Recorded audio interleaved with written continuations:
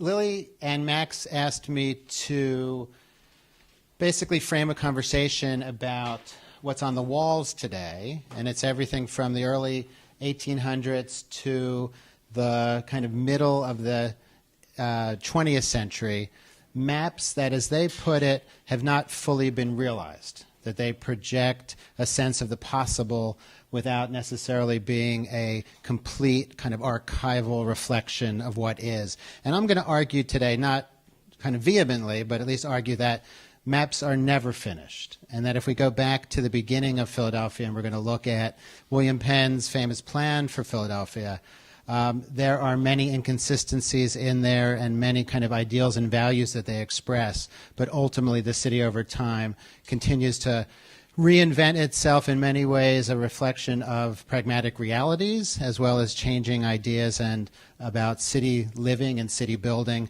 and that these are moments in time that are essentially essays of what might be, what could be, but not a finished product unto itself.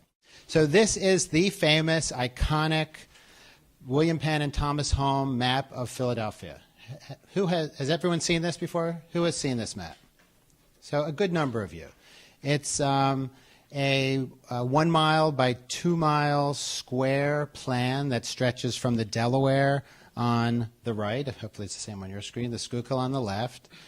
It was drawn by his surveyor Thomas Home, Holmesburg's named after him, who came before Penn, who arrived in Pennsylvania before Penn did, and also stayed on afterwards. There's a famous story that, whether it's apocryphal or not, I'm not sure, but since it was told to me by Tony Garvin, who headed the American Civilization Department here in the 70s when I was here, I have to believe it, is that Holmes came first.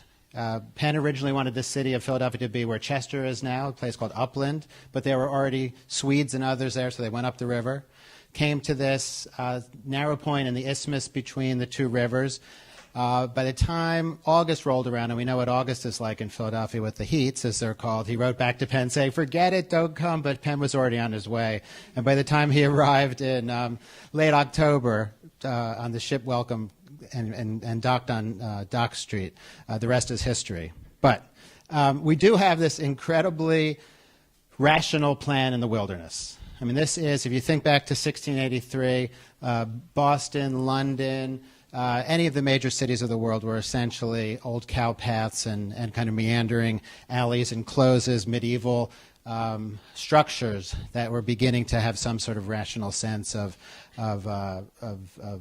imagining what the world could be. But this one was a new city in the new world that was very much about the values of the Quaker religion, of equality, of freedom of religion, freedom of speech. Ultimately, many of the freedoms which are embedded in our Constitution came from the values that William Penn brought to his colony here. But it's also, and this was equally as important, this was marketing. This is a plan that he showed to his aristocratic friends in London to get them to come and buy land in the new colony. So you had something that was both a value-based ideal and a marketing brochure.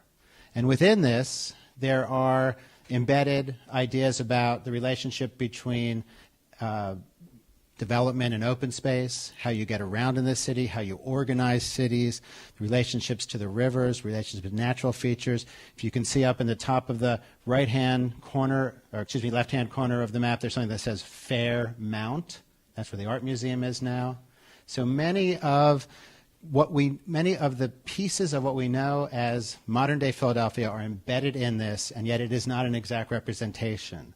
Home and Penn put Broad Street smack in the middle. Once Home got here, he realized, well, there's a ridge that's a couple of blocks off. We might as well put Broad Street as a high street on the ridge, and so Broad Street's actually 14th Street, not 12th and a half Street or whatever it would have been over here. So the pragmatic realities of actually landing and figuring out what goes where from the very beginning altered kind of what the vision was, which again I will argue that maps are evolving documents. So keep this in your mind. I'm going to kind of go through a couple of maps of Philadelphia as we kind of project ourselves into the future, give you a little bit of an overview of some of the work that I did along the central Delaware. Then we'll come back to Penn and Home, and then cruise around the galleries. A couple of years later, Thomas Holm now locates Philadelphia within the counties. And as you can see, that tiny little rational grid plan that's kind of right there stretching between the river, that's Philadelphia in this messy kind of urban, or messy, not urban, ex-urban wilderness. One of the things on this plan, let's see if we can see it over here. If this is Philly, stretching around are something he called the Liberty Lands. And those were important. We know it now because of Northern Liberties, as the name has kind of redounded through the generations to us.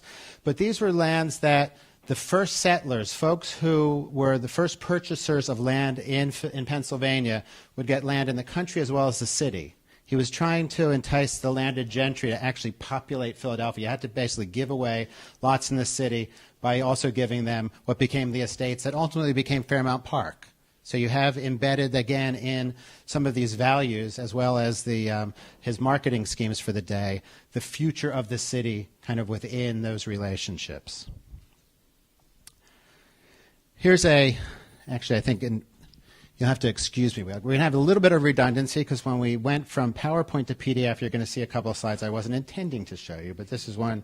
We'll see anyhow. There's one that's very much like it, which will be the next slide. But this is Skull and Heap. We kind of fast forward about 100 years, and these were surveyors and cartographers who are now describing in much more exact detail Philadelphia and its location within the old Indian trails and turnpikes of the 1700s, and you begin to see the structure of Germantown Avenue, Passyunk, Moyamensing, Baltimore, Woodland, all of the kind of great radiating roads that were trails to begin with that are much, if we had been Boston, it's what we would have looked like, but kind of this girdle, if you will, that was superimposed by kind of this rational Enlightenment philosopher king is Philadelphia in the middle.